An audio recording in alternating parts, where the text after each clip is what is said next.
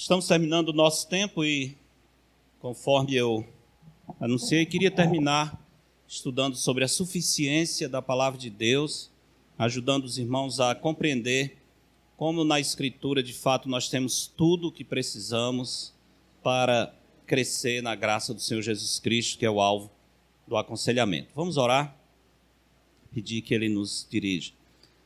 Senhor nosso Deus, mais uma vez a nossa gratidão a Ti, pela oportunidade que temos de estar juntos, e mais uma vez, Senhor, nossa imensa gratidão por conhecer a palavra do Senhor, por ter tido o privilégio de receber a direção do Teu Espírito, que colocou na nossa alma a fé suficiente para não somente entendermos intelectualmente, mas abraçarmos de todo o nosso coração a verdade do Evangelho.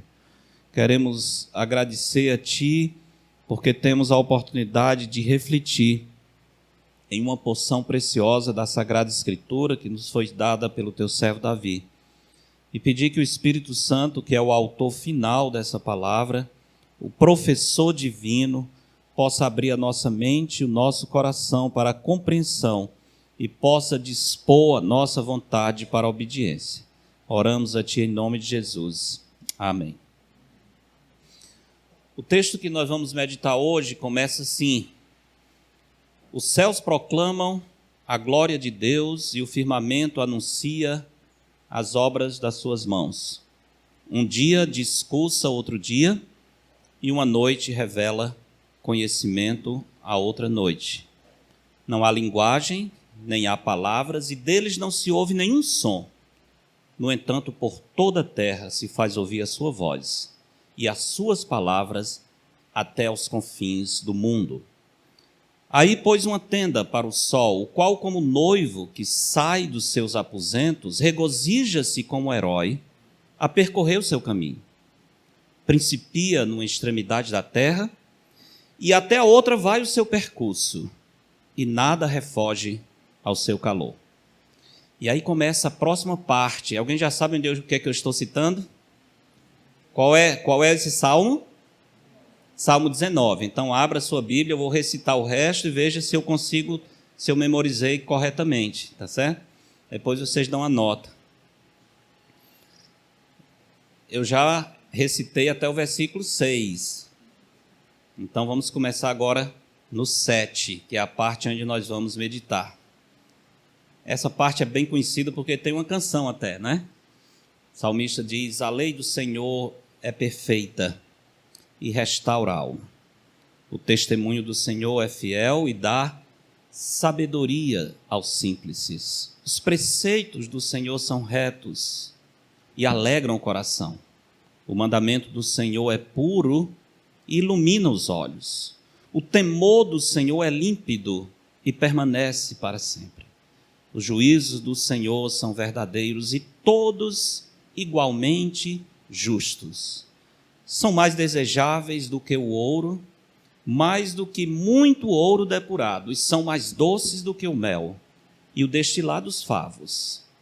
Além disso, por eles se admoesta o teu servo, em os guardar a grande recompensa.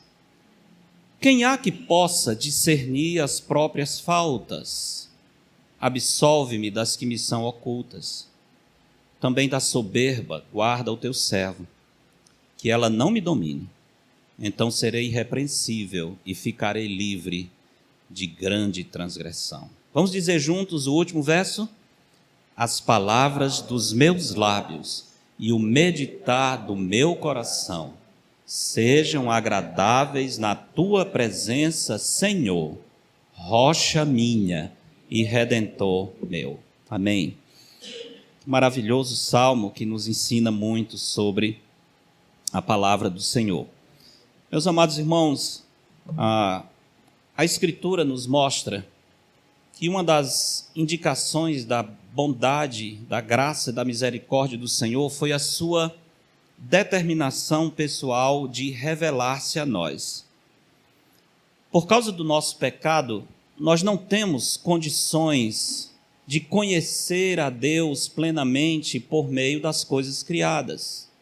nós observamos a criação, a natureza, nós ficamos encantados com as maravilhas, a harmonia, a simetria, a beleza de tudo que foi criado. Nós conhecemos a Cristo, sabemos que os céus revelam a glória de Deus, que nada disso, toda essa beleza, não poderia ter surgido por acaso, não poderia ter surgido de uma explosão. Toda essa harmonia, toda essa inteligência expressa na criação tem que revelar um Criador inteligente. Tem as digitais do seu Criador, como nós gostamos de dizer.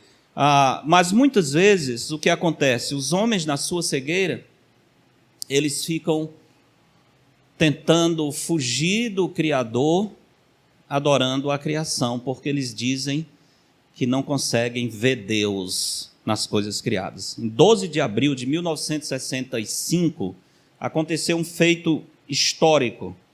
O primeiro astronauta que percorreu a Terra em uma pequena cápsula, chamava-se Yuri Gagarin, astronauta russo. Naturalmente, um homem que não cria em Deus, um ateu. E quando ele voltou da sua viagem espacial, uma das frases que ele disse foi: "Eu não vi Deus. Eu não vi Deus." Ou seja, nós que não cremos em Deus estamos certos. Deus não existe. Imagina isso, não é? Imagina que loucura, que falta de percepção. Deus está revelado na criação, mas o homem é cego, ele não consegue ver as marcas do Criador e passa então a viver em função da criatura. Por isso Deus, na sua graça, para que nós pudéssemos conhecê-lo, resolveu se desvendar. Isso é o que nós chamamos da revelação de Deus. É um tópico interessante no estudo doutrinário, a revelação de Deus. Deus, por livre e espontânea vontade, desvendando verdades acerca dele mesmo, acerca dos seus planos, acerca de nós, na Sagrada Escritura. Mas existem dois meios de revelação. É a revelação geral, é essa que está descrita no Salmo 19, dos versos 1 a 6. Os céus proclamam a glória de Deus, o firmamento, o sol, o movimento dos astros. É chamado de revelação geral. Por que revelação geral? Porque ela está disponível a todas as pessoas, em todos os lugares e em todos os tempos. Basta você existir para perceber a criação de Deus. Paulo diz em Romanos capítulo 1, a partir do verso 18, que aquilo que de Deus se pode conhecer claramente é manifesto entre eles, porque Deus lhes manifestou. Porque os atributos invisíveis de Deus, tanto o seu eterno poder, como a sua própria divindade, claramente se reconhecem desde o princípio do mundo, por meio das coisas que foram criadas. E ele conclui essa parte dizendo: tais homens são, por isso, indesculpáveis. Porque tendo conhecimento de Deus, não é que não tenham, tendo conhecimento de Deus, não o glorificaram como Deus, nem lhe deram graças, antes tornaram-se nulos em seus próprios raciocínios, obscurecendo-se-lhes o coração insensato, e trocaram a glória do Deus incorruptível na imagem de homem corruptível, bem como de aves, quadrúpedes e répteis. Deus revela-se de modo geral na criação, mas o homem é tão cego que ele deturpa essa revelação.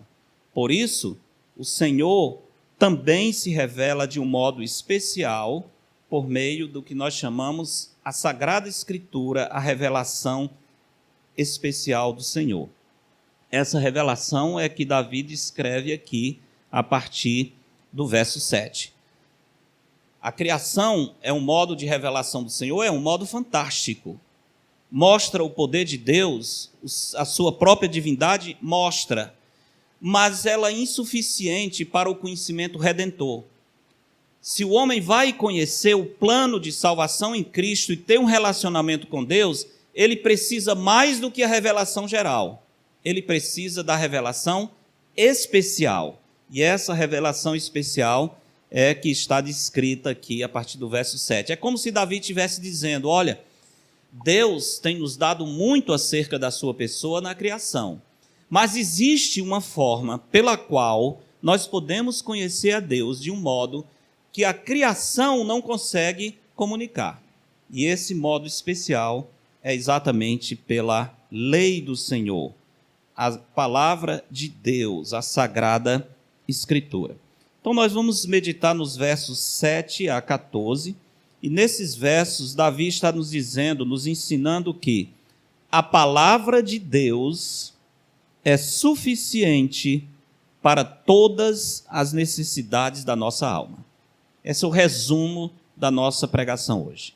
A palavra de Deus é suficiente para todas as necessidades da nossa alma. De que maneira o Salmo 19, a partir do verso 7, nos mostra a suficiência da Bíblia para todas as necessidades da nossa alma?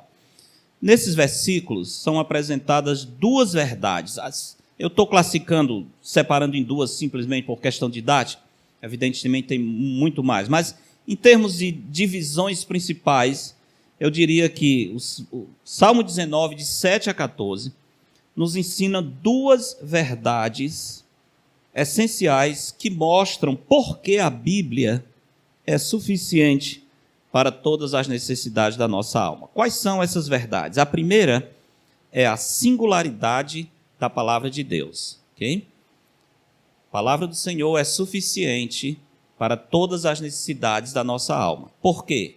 Em primeiro lugar, por causa da singularidade da palavra de Deus. É o que temos nos versos 7 a 10. Veja, os versos 7 a 10 nos apresentam significados, atributos, poder e valor da Sagrada Escritura. Significados, atributos, poder e valor da palavra de Deus. Observe que todas as frases que se referem à Escritura, todas as palavras, expressões, substantivos que se referem à Sagrada Escritura, são qualificadas pela expressão do Senhor. Verso 7, a lei do Senhor, o testemunho do Senhor. Verso 8, os preceitos do Senhor. Depois, os mandamentos do Senhor. Verso 9, o temor do Senhor. Os juízos do Senhor. Isso é, a fonte final é o próprio Deus. É por isso que não existe nada que se compare a essa palavra para suprir as necessidades da nossa alma. Porque os homens podem trazer muitas coisas boas, mas a coisa verdadeira, excelente, aquilo que de fato supre e nutre a nossa alma está na palavra de Deus, porque ela se origina no próprio Senhor. Então, veja como é claro aqui o modo como Davi apresenta a singularidade da palavra de Deus. Em primeiro lugar, ele vai nos mostrar os significados da Sagrada Escritura. Verso 7 é chamado de a lei do Senhor e o testemunho do Senhor. No verso 8 são os preceitos, o mandamento, verso 9 o temor e os juízos.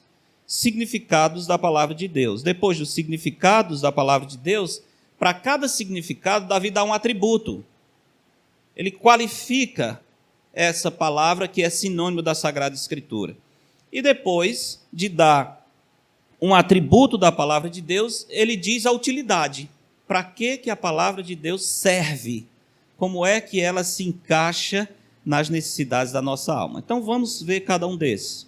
Verso 7. O primeiro significado da palavra de Deus aqui é a lei do Senhor. Lei significa instruções, ensinos, revelações.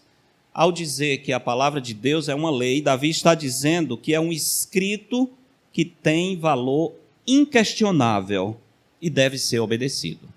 É uma lei, é algo firme, é algo a que nós devemos nos submeter. A lei do Senhor, ela é o que no verso 7? Perfeita. O que significa perfeita? Completa, madura, tem tudo aquilo que é necessário para o crescimento na graça de Cristo. Isso nos lembra 2 Timóteo 3, 16, 17, onde Paulo diz: toda escritura é o quê? Inspirada por Deus e útil. Por que a palavra de Deus é útil, é suficiente? Porque ela é inspirada por Deus. Toda escritura é inspirada por Deus e útil para o ensino, para a repreensão, para a correção, para a educação na justiça, a fim de que o homem de Deus seja perfeito. É interessante, a lei do Senhor é perfeita, ela torna o homem de Deus perfeito. Isso significa, torna o homem de Deus moralmente perfeito? Não, a palavra perfeito é maduro, completo, isso é, ele se torna uma pessoa completa, madura, para servir em toda boa obra, tá certo? A palavra do Senhor, portanto, ela é completa, suficiente. Significa que nada falta para aquilo que nós precisamos de modo a viver e agradar a Deus. Toda a palavra de Deus, ela tem esse aspecto de perfeição. Talvez e utilidade. Talvez vocês pensem assim, mas toda a escritura é útil? Recente, na minha leitura pessoal, eu estava passando por um dos textos mais difíceis de ler de toda a Bíblia, né? Quando se aproxima, a gente diz, eita, agora lá vem. Os 8, 9 primeiros capítulos de 1 Crônicas. Lembram desse texto? É só genealogia, né? É o nome de fulano que era pai. E você diz assim, qual é a utilidade disso? Né? Toda a escritura é inspirada e útil, qual é a utilidade disso? Bem, existem tesouros preciosos naquelas listas. Alguns deles nós não conseguimos perceber, porque o tesouro está mais profundo, nós teríamos que cavar. Mas existem lições grandiosas que você tira naquele meio de relação de nomes quanto ao significado de homem. Um comentário que o autor faz acerca de um evento na vida de uma pessoa. Não é? Tem um homem chamado Jabez, que diz, Jabez foi mais ilustre entre os seus irmãos. Ele pediu ao Senhor que o Senhor me abençoe, que me alargue as fronteiras, e o Senhor o ouviu. Isso está lá no meio da genealogia. Vocês, olha só, que coisa incrível. Então, mesmo naquela lista de nomes, você vai encontrar muita instrução para a sua vida. Toda a palavra de Deus é pura. É escudo para os que nele confiam, diz Salomão em Provérbios 30, 5-6. Mas voltando ao verso 7, já sabemos o que é a lei do Senhor, já sabemos que o atributo dela que é perfeição, a lei do Senhor é perfeita, e agora o poder. Qual é a eficácia da palavra? O que é que ela faz? A lei do Senhor é perfeita e restaura a alma. Comentei ontem. O que significa restaura a alma? Literalmente traz a alma de volta. Quando você está quase perdendo a sua alma, quando não tem mais força, quando você não tem mais recursos, quando você está jogando a toalha, como nós dizemos, você vai para a Escritura e a lei do Senhor traz de volta a sua alma, o seu ânimo. Alma que é sinônimo de coração, do homem interior. Esse é um território especial onde a palavra de Deus pode agir de um modo que nenhuma outra palavra poderia. Alguns anos atrás, talvez 2018, tive a oportunidade de trabalhar com uma jovem recém-casada, tinha poucos anos de casado, talvez na altura uns 25 anos de idade, era professora no estado, trabalhava junto com a minha esposa na mesma escola, e através da minha esposa eu conheci a Raquel. Eu cito o nome dela porque ela já me deu liberdade de citar o nome, né? Até eu já disse para ela fazer um videozinho contando essa história, e ela fez, né? Algum dia eu posso compartilhar. Então, ela disse, pastor, não tem nada de segredo, nem precisa trocar os nomes. No meu livro eu tenho muitas ilustrações, mas eu troco os nomes. Só eu sei de quem que eu estou falando, né? Às vezes acontecem algumas coisas curiosas, né? Tem uma história aí que eu troquei um nome, dei uma ilustração, e mandei o livro de presente para esse irmão, que é um grande amigo meu, que mora em outro país. Ele leu, aí depois disse, pastor, esse fulano de tal aqui sou eu, né? Eu disse, é você mesmo, acertou, miserável. É esse? Muito engraçado, né? Mas, então, nesse caso, não, eu estou citando o nome da Raquel, casada com Eita, vai já chegar. Tiago. Porque ela disse, não, pastor, eu quero que o meu testemunho abençoe muitas vidas. Quando eu conheci a Raquel, ela estava numa situação muito difícil. Ela havia sido diagnosticada com TOC, transtorno obsessivo compulsivo. Ela tinha inicialmente o toque de lavar as mãos todo o tempo. Já viram? Pessoas que ficam todo o tempo lavando as mãos. Antes dessa história de álcool em gel, né, que ficou quase uma moda depois da Covid, ela já tinha a prática de andar com álcool dentro da bolsa. Raquel tinha o maior medo, ela tinha pavor de ficar doente, ela tinha medo, uma fobia mesmo. Então, por isso, ela não comia nada que não fosse que ela mesma tivesse feito. Ela jamais saía para comer em um restaurante, ela jamais sairia para tomar um sorvete, ela jamais bebia água que não fosse a água que ela levasse. Ela tinha uns garrafões de água que ela andava dentro da bolsa. Quando eu conheci, já tinha talvez 2, 3 anos que ela não saía com o marido para comer uma pizza, porque ela tinha medo de pegar uma infecção, não sabia quem fez a pizza, aonde foi, e de repente eu fico doente e morro. Ela não tinha coragem de passar na porta de um hospital, com medo das bactérias correr de dentro do hospital e pegar ela. Parece uma loucura, parece, mas é mesmo. A Raquel vivia presa, literalmente presa. Inclusive já estava bem magra, ela estava perdendo peso, porque ela não se alimentava direito. Isso evolui ao ponto de que até a sua própria comida você fica com medo de comer. Ela vivia apavorada, literalmente aprisionada. Ela não tocava em animais, por exemplo. Ela não tinha coragem de receber ninguém em casa, porque ela tinha medo que a pessoa trouxesse a doença na roupa, no sapato. Então, até para receber uma pessoa em casa era um tormento. E por isso eles não recebiam, o marido entendia, era uma luta. Tinha mais de 2 anos que ela fazia terapia. Não tinha melhora. E a minha esposa, então, sugeriu, você não gostaria de fazer aconselhamento bíblico? Meu esposo é pastor, ele trabalha com aconselhamento. Ele disse, claro, eu quero, não tem nenhum problema. E começamos, irmãos, a estudar a palavra de Deus. Somente a palavra de Deus. A Raquel era crente. Hoje ela não sabe mais se era ou se converteu depois que começou a estudar a Escritura, né? Isso acontece muito em aconselhamento. A pessoa vem e diz assim, poxa vida, eu acho que eu não entendia bem o Evangelho até agora.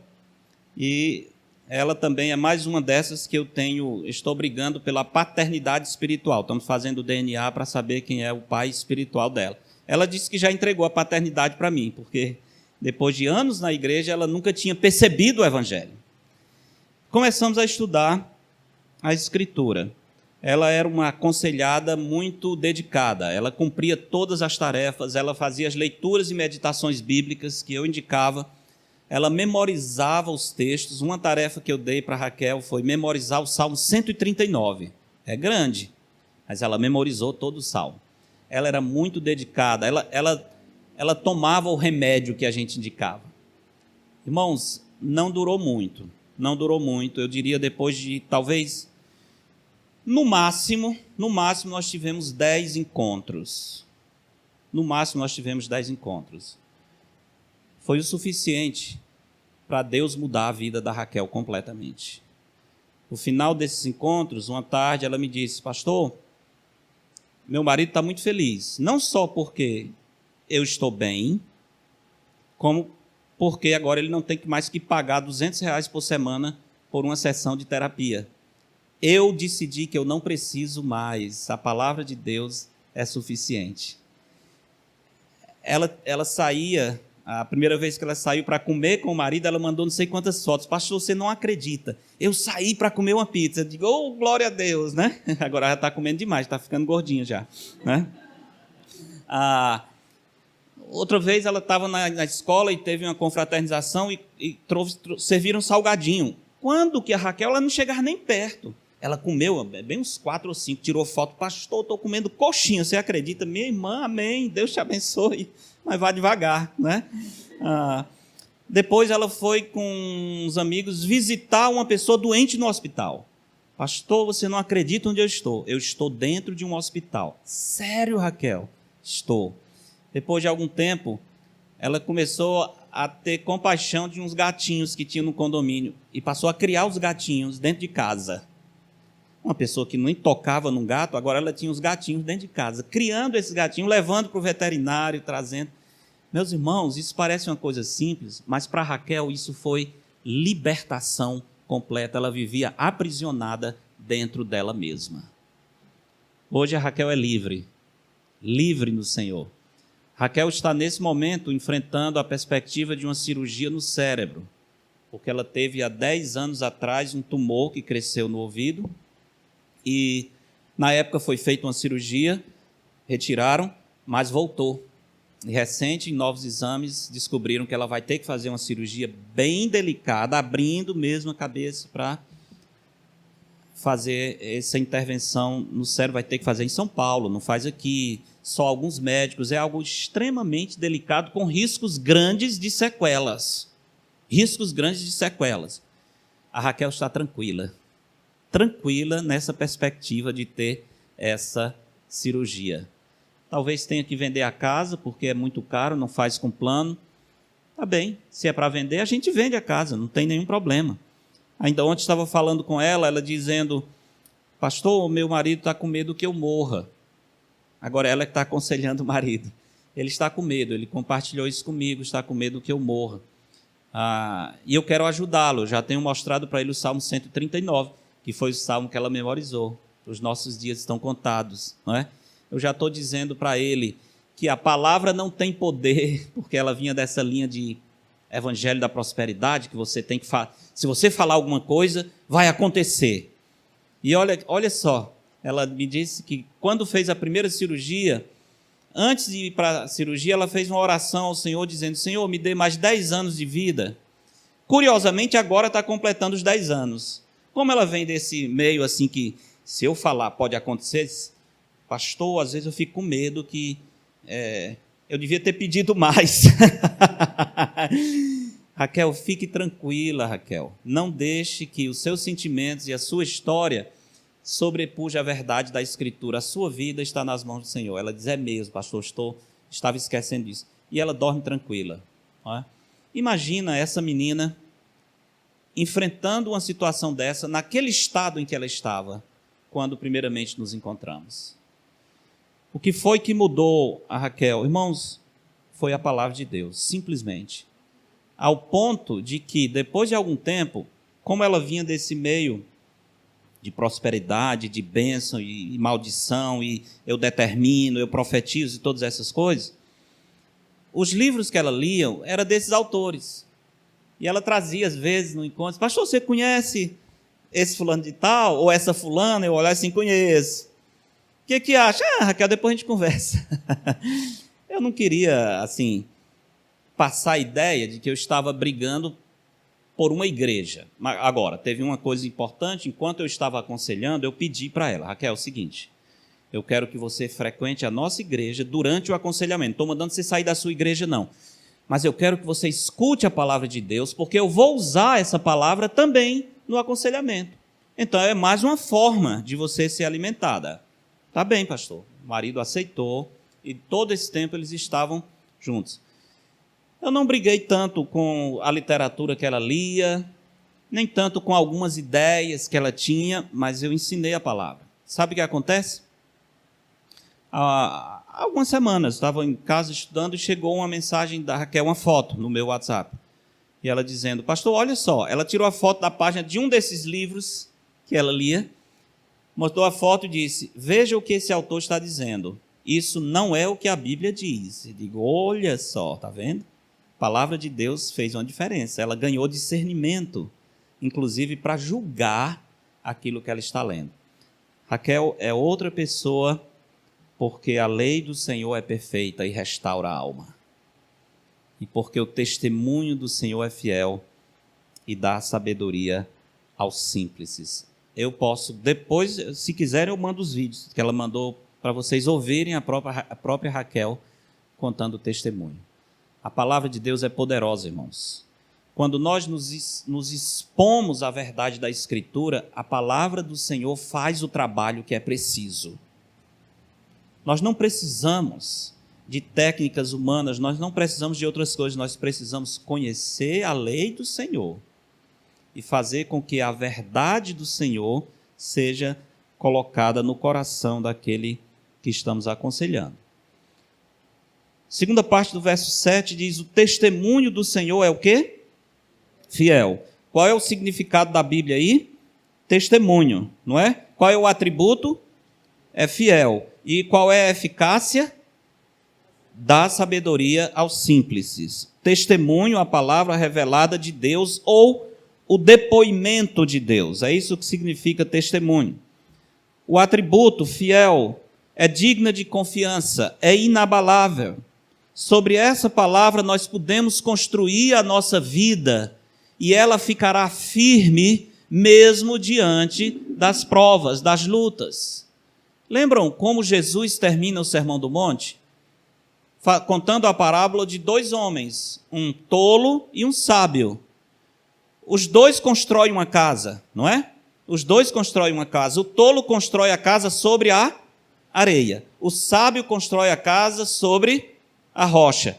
E ele diz assim: todo aquele que ouve a minha palavra e não a pratica, ouve e não pratica, é semelhante ao homem tolo que construiu a sua casa sobre a areia. E veio a chuva, transbordaram os rios, os ventos bateram com ímpeto contra aquela casa que desabou, porque estava sobre a areia. Todo aquele que ouve a minha palavra e pratica, não é só ouvir. Tiago diz, nós não temos que ser só ouvintes, temos que ser ouvintes, praticantes. Todo aquele que ouve e pratica será semelhante ao homem sábio que construiu a sua casa sobre a rocha. E é interessante que tudo o que acontece para o tolo, acontece também para o sábio. Isso é, não quer dizer que se eu estou obedecendo a palavra, eu não vou ter provas. Vou ter. Vai cair chuva, o rio vai transbordar, os ventos vão bater. A mesma coisa que acontece com o tolo, vai acontecer com o que serve a Deus. A única diferença é que a casa do tolo não resiste. A casa do que teme ao Senhor, ela continua firme, porque está construída sobre a rocha. O que é essa rocha? É a obediência à palavra de Deus. É você abraçar a verdade, aplicar para a sua vida. Isso dá uma estrutura firme para enfrentar todas as lutas da sua vida. O testemunho do Senhor é fiel e dá sabedoria aos simples. Literalmente, dar sabedoria aos simples significa faz o simples um sábio. O que é um simples? Salomão descreve, ele usa muito essa palavra simples no livro de Provérbios, não é? Às vezes ele fala do simples, às vezes ele fala do tolo, não é? Ele está aconselhando o filho. Provérbios são conselhos de um pai para um filho. De um pai que sabe o que está falando. Primeiro, porque ele ganhou sabedoria de Deus. E segundo, porque muito do que ele está dizendo para o filho, ele experimentou na própria pele, ele sabe os efeitos terríveis do pecado. Então, por exemplo, dos conselhos que se repete em Provérbios é quanto à mulher adúltera, quanto ao perigo da imoralidade. Salomão diz: filho meu, não ande pelo caminho da mulher adúltera. Filho meu, quem anda por esse caminho é como um boi que está indo para o matadouro, é como um pássaro que está indo para ser preso na gaiola, ele não está percebendo. Meu filho, desvie os seus passos do caminho dessa mulher, porque os que andam por esse caminho, muitos deles estão no inferno. E Salomão vai descrevendo.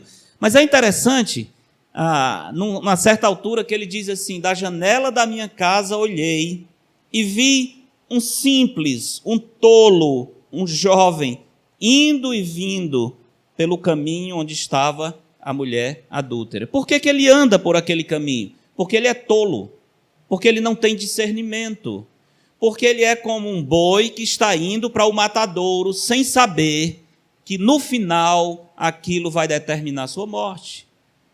Como é que eu posso me livrar dessa ilusão Como é que eu posso evitar o perigo de ser como um pássaro que está indo para a gaiola pensando que estou indo para algo prazeroso? É conhecendo o testemunho do Senhor. O testemunho do Senhor é fiel e dá sabedoria. Você começa a ver o que antes você não enxergava. A palavra de Deus abre os nossos olhos. Então essa palavra nos ajuda a perceber a loucura, a insensatez e nos coloca no caminho certo.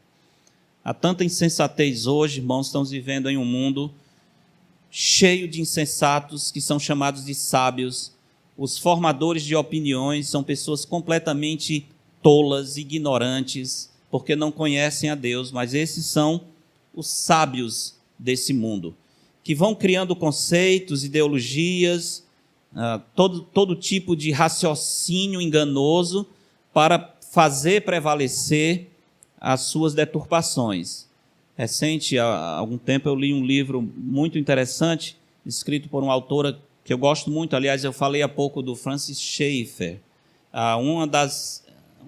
Muitos dos seus discípulos hoje são grandes escritores, apologetas, pregadores da palavra. E essa escritora, Nancy Pearce, foi aluna do Francis Schaeffer.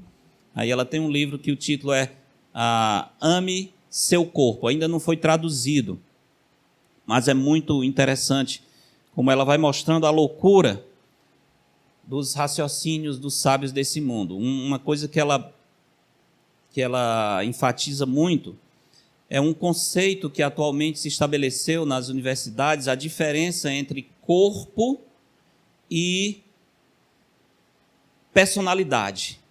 Corpo e personalidade. Uma criança pode ter corpo, um feto pode ter corpo, mas ainda não é uma pessoa. Então, os direitos, por exemplo, os chamados direitos universais da pessoa humana, todo homem tem direito à vida, esse raciocínio diz, sim, não devemos praticar homicídio, todo homem tem direito à vida, mas uma criança no ventre da mãe, ele não usa a palavra criança, né? Em algum ponto termina usando porque ele se trai, mas aquela massa de células no ventre de uma mãe é um corpo, mas não é uma pessoa. Está entendendo? Então, só um corpo não forma uma personalidade. Essa proteção à vida só funciona quando nasce, porque quando ele nascer, aí ele é uma pessoa.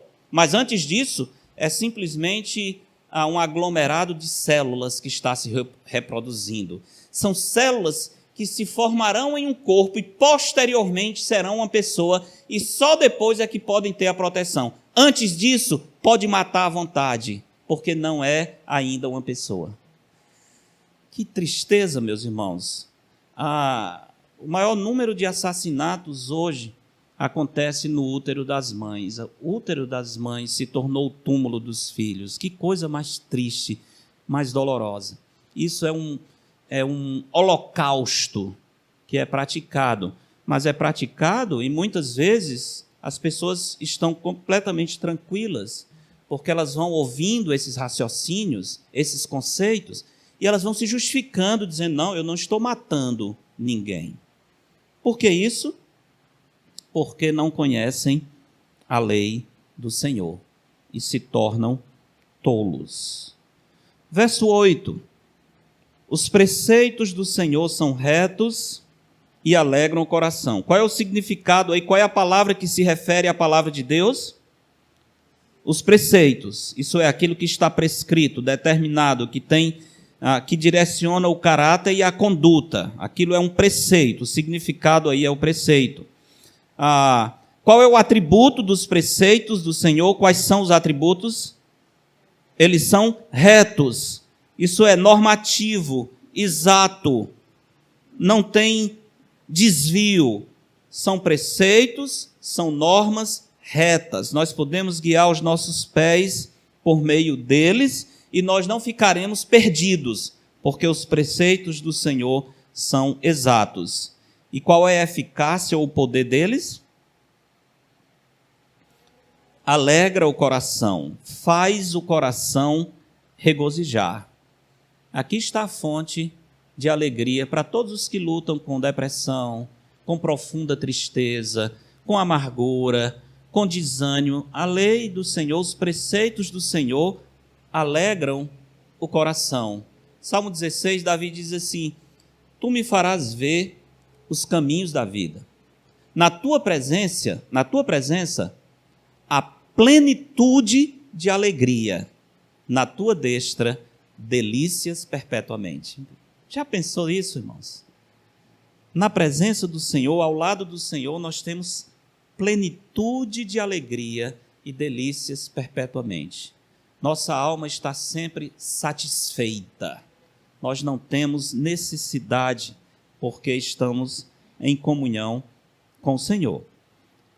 A palavra do Senhor, os preceitos do Senhor trazem alegria ao nosso coração. Salmo 119, 50 diz assim: o que me consola na minha angústia é isto, que a tua palavra me vivifica. Vivifica é me dá vida de novo. Traz de volta a minha alma. Salmo 119, 50. O que me consola na minha angústia é que a tua palavra me vivifica. Segunda parte do verso 8 diz: o mandamento do Senhor é puro, ilumina os olhos. Qual é o sinônimo da palavra de Deus aí? Mandamento. Qual é o atributo do mandamento do Senhor? É pureza. E qual é a eficácia, o poder do mandamento? Ilumina os olhos. A palavra de Deus é descrita como mandamento ou ordem. A Sagrada Escritura é um livro normativo, não um livro de sugestões. Rejeitar as ordens do Senhor é colocar a sua vida em risco. Quando nós abraçamos as normas, o mandamento do Senhor, nós trilhamos por um caminho mais seguro. Um amigo meu, com quem eu tenho trabalhado por algum tempo, e graças a Deus é um homem de Deus, um homem que cresceu na graça de Cristo.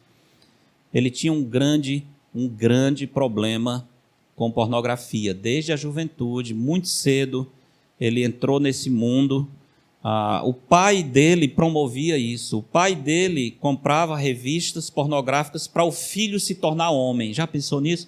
Aqui no Nordeste né, tinha muito disso, né?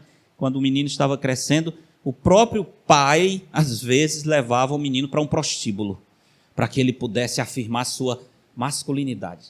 Imagina isso, irmãos, que coisa mais absurda, que violência, né, contra um adolescente. Então esse meu amigo, ele tinha essa luta terrível, muito, muito grande. Ele não, mesmo depois de convertido, era difícil para ele livrar-se dessa prisão. Mas, aos poucos, com obediência ao Senhor, com espírito humilde, ele fez uma norma para ele mesmo. Ele tinha 3 princípios cada vez que ele caía na pornografia. Ele dizia: primeira coisa, eu vou confessar a Deus imediatamente. Segunda coisa, eu vou dizer à minha esposa. Ela não vai precisar me investigar, não. Eu mesmo vou dizer para ela quando eu caí. Era muito problema de internet, né? Nesse momento aí, depois de casado. Em terceiro lugar, eu vou avisar o meu pastor e pedir que ele ore por mim e continue me ajudando. E o fato é que, com o tempo, ele não precisou mais aplicar essas coisas, porque Deus foi libertando, porque ele sempre lembrava de uma frase bíblica que diz assim: não toqueis em coisas impuras, e eu vos receberei. E esse mandamento do Senhor trazia discernimento para ele. E por causa disso, o Senhor foi livrando esse meu amigo da prisão da impureza. O mandamento do Senhor é puro, é claro, é transparente, não há obscuridade. Você pode aprender como se conduzir por meio da Sagrada Escritura. E porque ele é puro, ele ilumina os olhos, traz clareza. Aonde há escuridão, onde há obscuridade, da direção onde há ignorância. Verso 9 diz: o temor do Senhor é o quê? Límpido e permanece para sempre. Então, o significado da palavra de Deus aí é dado por que palavra? Temor. O que é temor do Senhor? É aquilo que desperta reverência. A Bíblia nos leva a ter reverência para com Deus. A Bíblia nos ensina a temer ao Senhor. A Bíblia nos ensina a ter respeito pela santidade de Deus. A Bíblia nos ensina que de Deus não se zomba. A Bíblia nos ensina que o nosso Deus é fogo consumidor.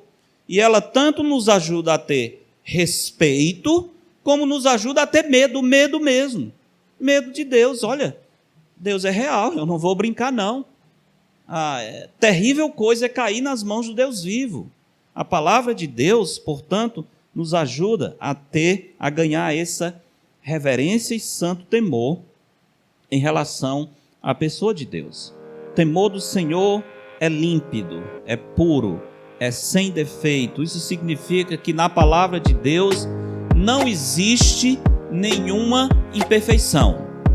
Nós dizemos isso em uma só palavra, sim. A palavra de Deus é inerrante.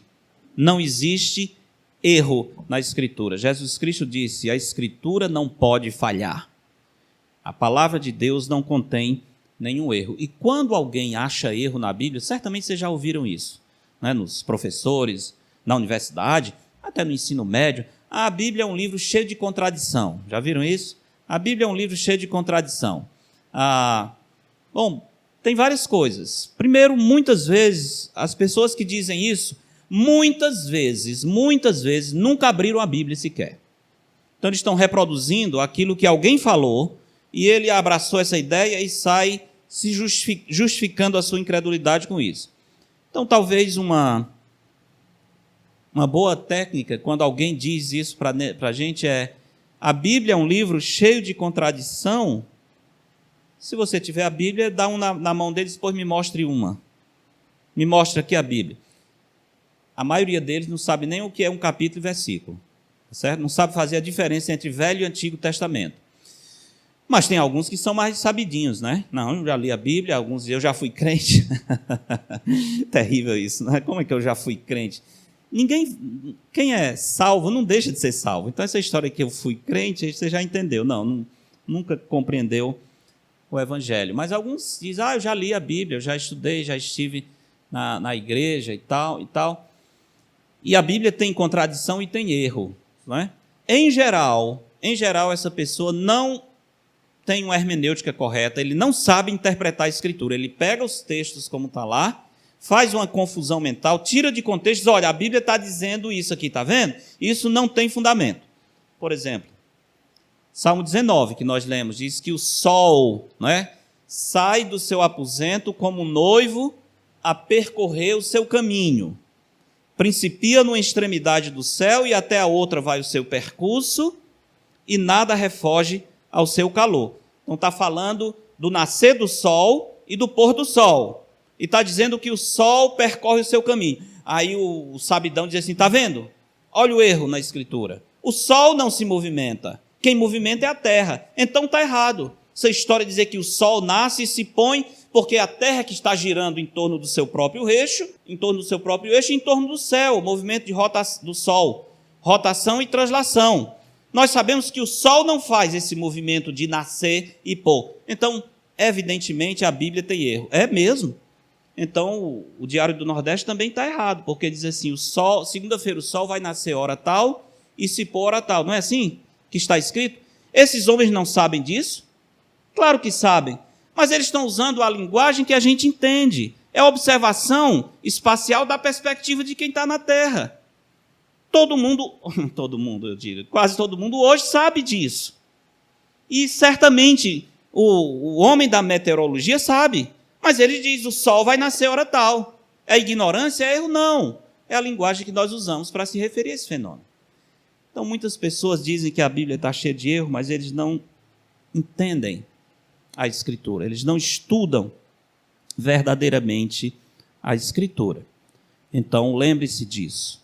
temor do Senhor é límpido, permanece para sempre. É infalível. Nós não precisamos ter medo daqueles que se levantam contra a palavra do Senhor.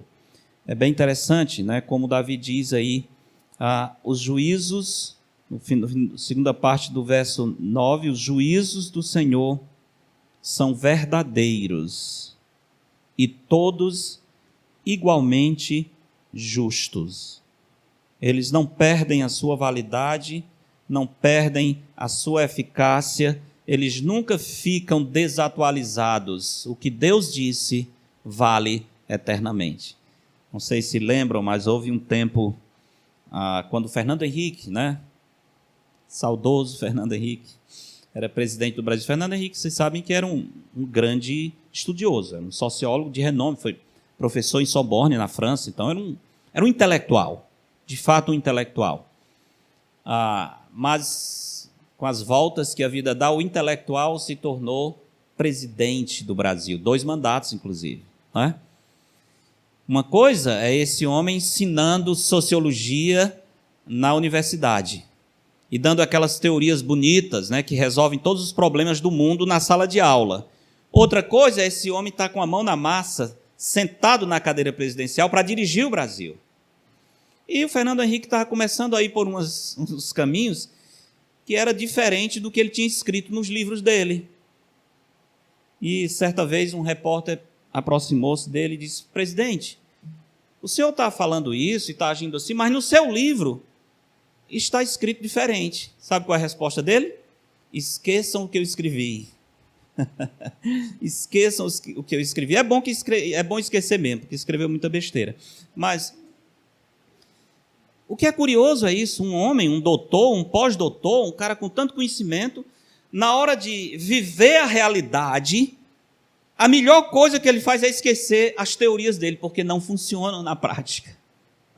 Não levam àquilo, ao final que ele mesmo havia anunciado. Então, a gente vê essas coisas e volta para a Escritura, quando o Senhor diz assim, os juízos do Senhor são verdadeiros, são justos, o temor do Senhor permanece para sempre, isso é, nunca fica desatualizado, nunca o Senhor vai dizer, esqueça o que eu escrevi, ao contrário, o Senhor sempre vai dizer, como Pilatos diz, lembra como foi a resposta de Pilatos, quando os judeus reclamaram por aquela inscrição que foi posta sobre a cruz, que a gente tem só as iniciais em latim, INRI, né, INRI, e aquilo quer dizer Jesus Nazareno, rei dos judeus, né? Quando Pilatos colocou aquela inscrição, o texto bíblico diz que os fariseus foram lá, os escribas disseram, não diga que ele é rei dos judeus, diga que ele disse que era rei dos judeus. Qual foi a resposta de Pilatos? Alguém lembra? Isso. O que eu escrevi. Sabe o que ele está dizendo? O que eu fiz no passado continua valendo. Então não vai mudar não. O que está escrito, está escrito. É a mesma expressão no texto original que Jesus utiliza na tentação. Quando o diabo vem a tentá-lo no deserto, ele diz, está escrito. Está escrito. Jesus está dizendo, o que foi escrito continua valendo. O que eu escrevi. Os sábios desse mundo dizem assim, o que eu escrevi não vale mais.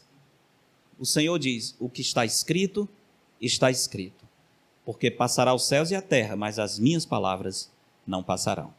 Essa é a palavra do Senhor suficiente que faz a mudança na nossa vida. E quanto ao valor da palavra, o verso 10 diz, são mais desejáveis do que o ouro, mais do que muito ouro depurado, e são mais doces do que o mel e o destilar dos favos. Interessante, né? A riqueza da palavra de Deus, mais desejável do que o ouro. Tive recente na Guiana Inglesa.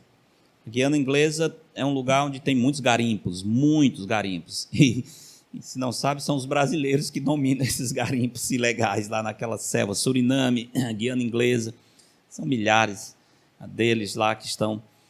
Por quê? É uma vida difícil, eles entram naquelas selvas arriscando malária, a morte, não é fácil, é uma vida muito difícil. Outro dia estava falando com um irmão, um ex-garimpeiro, que hoje é um pastor, inclusive, e ele dizendo: pastor, aquilo é uma vida miserável, tem uma maldição, a gente ganha, mas tudo que ganha perde. Mas por que as pessoas se arriscam tanto para ir para os garimpos? Porque tem ouro, e aparentemente todo mundo quer ouro, não é? Porque o desejo é ficar rico. Se eu conseguir extrair bastante ouro, a minha vida vai mudar. Ouro é algo muito desejável, não é? Move as pessoas até os limites da vida. Davi diz: vocês acham que o ouro é algo desejável? Pois a palavra de Deus é mais desejável do que o ouro, muito, muito mais preciosa, e é mais doce do que o mel e o destilar dos favos. E ele vai terminar aqui com a segunda razão porque a palavra de Deus é suficiente. Segunda razão. Primeiro foi a singularidade da palavra. E a segunda é essa: a utilidade da palavra. A palavra de Deus é suficiente porque ela é singular e porque ela é útil. Verso 11. Além disso, ou seja, se fosse só isso, já era ótimo, mas tem mais. Davi está dizendo: tem mais. Além disso, por eles, pelos mandamentos, os preceitos do Senhor, se admoesta o teu servo, se aconselha, se exorta em os guardar a grande recompensa. A palavra do Senhor nos aconselha, nos corrige, nos traz para o caminho reto. Por isso que ele diz: por eles se admoesta o teu servo. Então, o primeiro valor da palavra de Deus é que ela corrige o servo de Deus. O segundo valor está no verso 12, ela penetra profundamente na alma do servo de Deus. Quem há que possa discernir as próprias faltas? Nós somos cegos para algumas das nossas faltas. Davi pede perdão pelos pecados ocultos. O nosso pecado, às vezes, nos impede de ver aquilo que está oculto na nossa alma. E Davi diz: mas a palavra do Senhor penetra ali. Até as faltas ocultas, a luz da Escritura traz à superfície. Quem há que possa discernir as próprias faltas? Absolve-me das que me são ocultas. Está falando do poder de penetração da palavra de Deus. Verso 13. Outra utilidade é a confrontação. A palavra de Deus é útil porque ela não somente corrige, não somente penetra, mas ela confronta a nossa presunção. Também da soberba guarda o teu servo, que ela não me domine. Então serei irrepreensível e ficarei livre de grande transgressão. Se eu estou diante da Sagrada Escritura, se eu guardo a palavra de Deus no coração, ela vai confrontar o meu egoísmo, a minha presunção, o meu espírito independente e autossuficiente. Da soberba, a palavra do Senhor vai nos guardar, e isso nos livrará de grande transgressão. E o verso 14 mostra mais uma utilidade da palavra de Deus. Ela corrige, ela penetra, ela confronta e ela induz à consagração. As palavras dos meus lábios e o meditar do meu coração sejam agradáveis na tua presença, Senhor, rocha minha e redentor meu. Fevereiro de 1985, eu estava entrando na Universidade Estadual do Ceará para fazer o curso de letras, né? É o novo, né? Em 85 estava começando o curso de letras. Naquele tempo eu tinha exatamente 18 anos, né? Estava completando 18 anos. Não precisa ficar calculando, não, eu tenho 55 anos, tá? Então já vou dizendo logo, rapaz, esse cara tinha 18, então já estou dizendo, já poupar sua matemática aí. Já estou descendo a ladeira, estou com 55 anos. Aquele tempo, com 18 anos, entrando na universidade, eu gostava muito de estudar, de ler, e logo fiquei muito apaixonado, especialmente com a filosofia.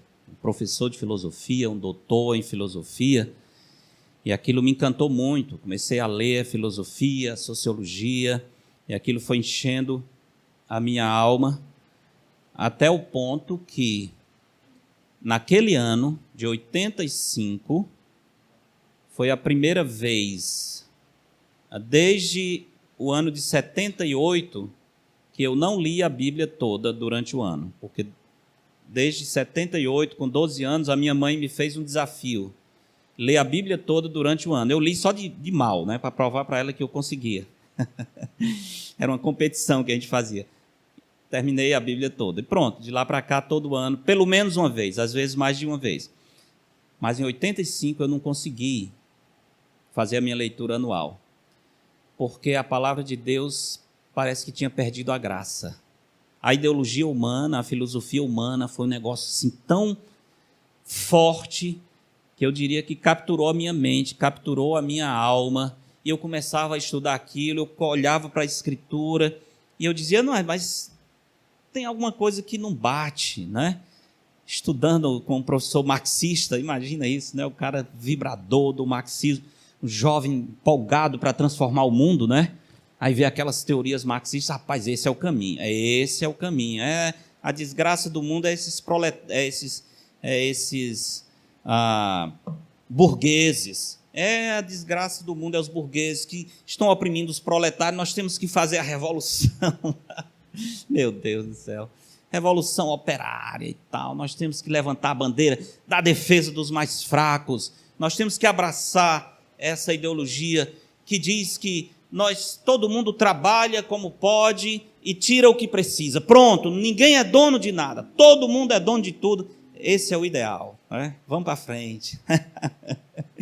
Vamos embora, que esperar não é saber. A gente seguia naquela ideologia bonita. Vocês terem noção, eu cheguei a fazer passeata na Praça do Ferreira, né? Lutando, direta já, bandeira. Meu Deus do céu. Eu tinha um amigo que dizia assim, todo jovem tem um período que é louco, né? E geralmente essa loucura, quando entra na universidade, e geralmente essa loucura leva ele a abraçar o marxismo. Mas quando ele cria juízo, ele ganha discernimento, ele deixa a loucura e deixa essa ideologia. Alguns não, continuam loucos. Mas aquilo foi muito forte, muito forte. Eu nunca me afastei da igreja, graças a Deus. Eu era presidente da mocidade, era membro, era professor na escola dominical, até na classe de adultos. Então, nunca saí da igreja, Deus me preservou. Eu acho que mais porque eu era um cara medroso, não era nem porque eu não quisesse o mundo. Eu queria com todas as minhas forças, mas eu era mole demais para ter coragem de cruzar os limites. Eu tinha medo de decepcionar os meus pais, eu tinha medo de Deus. Aí eu ficava assim, então Deus me preservou. Mas a vontade era muito grande, né? A vontade era, puxa vida. Quase dizendo, se eu não fosse crente, rapaz, era muito bom.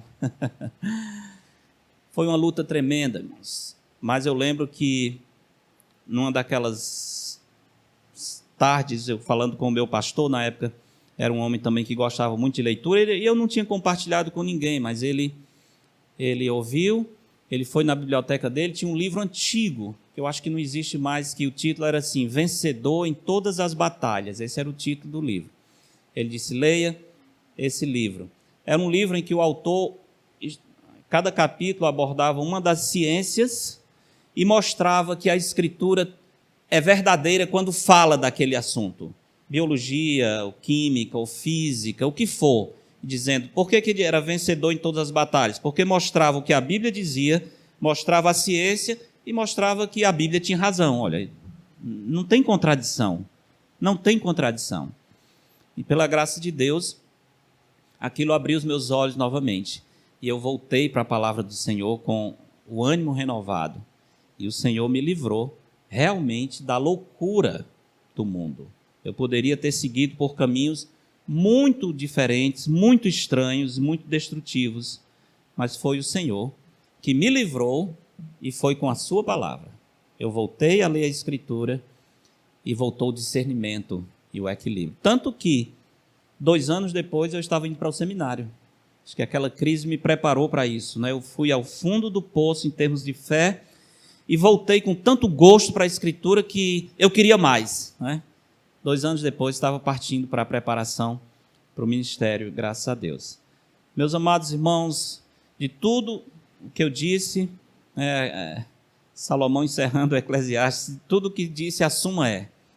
Tudo que eu disse nesses dias, a suma é. A palavra do Senhor, ela é suficiente para todas as necessidades da nossa alma.